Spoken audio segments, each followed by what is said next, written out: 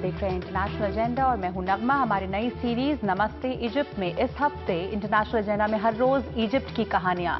Egypt में भारत की तहजीब, वहां की संस्कृति को दिखाने के लिए 4 साल पहले भारत की एम्बेसी ने एक फेस्टिवल की शुरुआत की थी जिसका नाम है इंडिया बाय द नाइल। ये उसका चौथा साल है और इंडिया बाय द नाइल का मकसद रहा है भारत को इजिप्ट लाना, यानी कि भारत का जो कल्चर है बॉलीवुड के अलावा भी उसको इजिप्ट के लोगों तक पहुंचाना। शुरुआत बॉलीवुड से हुई थी, लेकिन आज इजिप्ट में भारत बॉलीवुड के अलावा भी कई सूरतों में मौजूद है। इंडिया बाय द नाइल इस साल 21 अप्रैल से लेकर 3 मई यानी कि आज तक मनाया गया। मैंने इंडिया बाय द नाइल की कुछ झलक देखी और देखा कि भारत इजिप्ट में कहां और कैसे कैसे मौजूद है।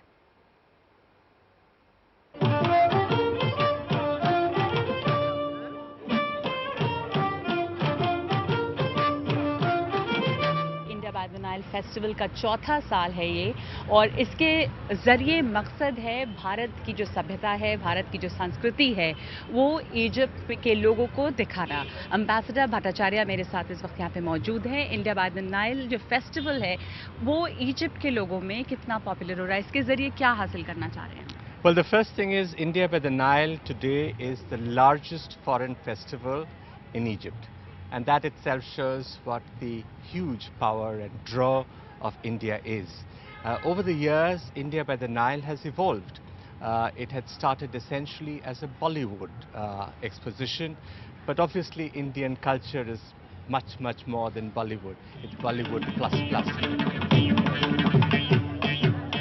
ये बॉलीवुड से आगे भारतीय लोकगीत से लेकर क्लासिकल म्यूजिक तक जाता है। इस दफा India by the Nile festival की शुरुआत ही क्लासिकल इंस्ट्रूमेंट्स और राजस्थानी लोकगीतों से हुई। भारतीय एम्बेसी ने इस मौके पर 12 मिस्री औरतों को उनकी कामयाबियों के लिए सम्मानित भी किया।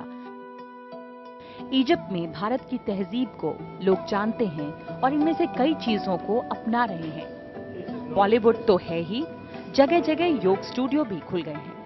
हाइला याकूब इजिप्ट में टीवी प्रेजेंटर हैं। शांति और फिटनेस के लिए योगा को लाइफस्टाइल बनाया है। I think yoga it's a lifestyle. Once you practice yoga, you find that it's a part from your day. You should do meditation, some kind of breathing, stretching. So it's lifestyle more than practicing. आसमी pranic healer हैं और healing के लिए योग सीखती हैं।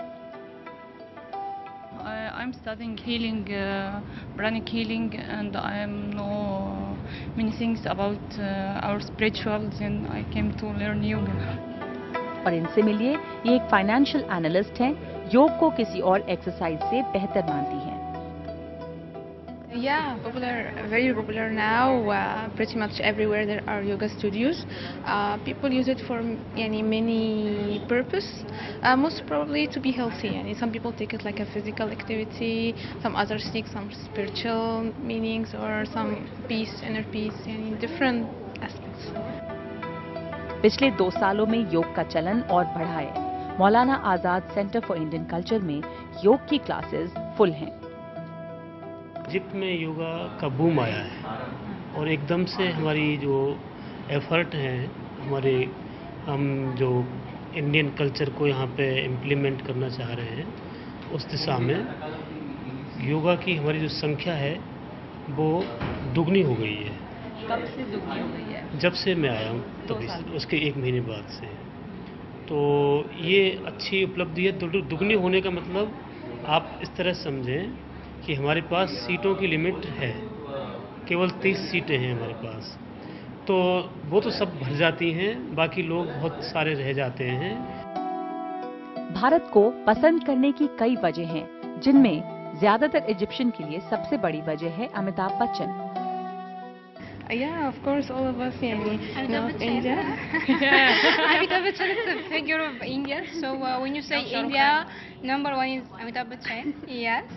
Shah Rukh Khan, Salman We like, Khan. yeah. Okay. But Amitabh Bachchan, we like the old movies, Yeah.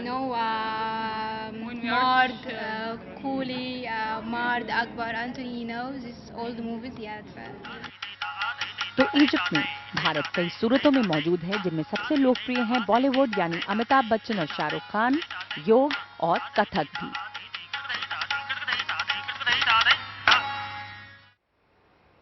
योग और कथक की झलक के बाद अब आपको मिलवाते हैं एमन सोबी से। एमन सोबी पेशे से पुलिस अफसर हैं और फैन हैं अमिताभ बच्चन के, जैसे कि ये लड़कियां थी। अमर अकबर एंथनी जो गाना है ये इन्हें पूरा याद है, बावजूद इसके कि ये हिंदी नहीं जानते, लेकिन इस गाने का मतलब क्या है वो इन्होंने हिफ्ज कर लिया है और इसके साथ साथ इसे अरबी में ट्रांसलेट कर इसका रैप बना डाला है। और जो इंस्ट्रूमेंट इस हिंदी गाने के साथ ये बजा रहे हैं, जो आप अभी देखेंगे, वो है अरबी ओद। को होनी कर दे होनी को अनहोनी, एक जगह जब जमा होती हो अमर अकबर अंतोनी, एक एक से भले दो, दो दो से भले तीन, दुल्हा दुल्हन साथ नहीं, बजाए बारात नहीं, और दूल्हा दुल्हन साथ नहीं, बजाए बारात नहीं, कुछ डरने की बात नहीं, غير मुमकिन मुमकिन والممكن يكون غير ممكن إذا اجتمعنا نحن الثلاثة أمر أكبر أنطوني،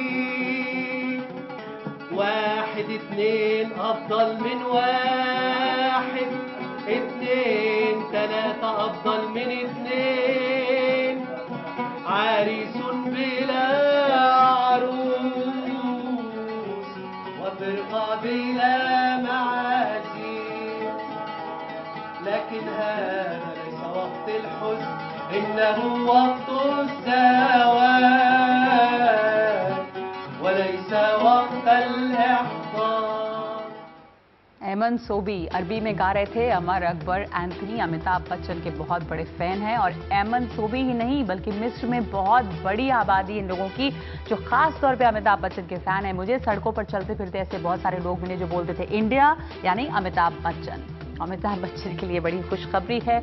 और मिस्र की ये एक छोटी सी झलक आपने देखी। इस पूरे हफ्ते हम आपको मिस्र की कहानियां दिखाते रहेंगे। इसके अलावा रविवार को मिस्र की पूरी तस्वीर, वहां के राजनीतिक बदलाव, टूरिज्म में भारत और एशिया पे बढ़ता फोकस, नील नदी के किनारे भारत की मौजूदगी, वहां की औरतों का हाल, ये तमाम देखिए चीजें आप हम लोग में इस रविवार को 8 बजे।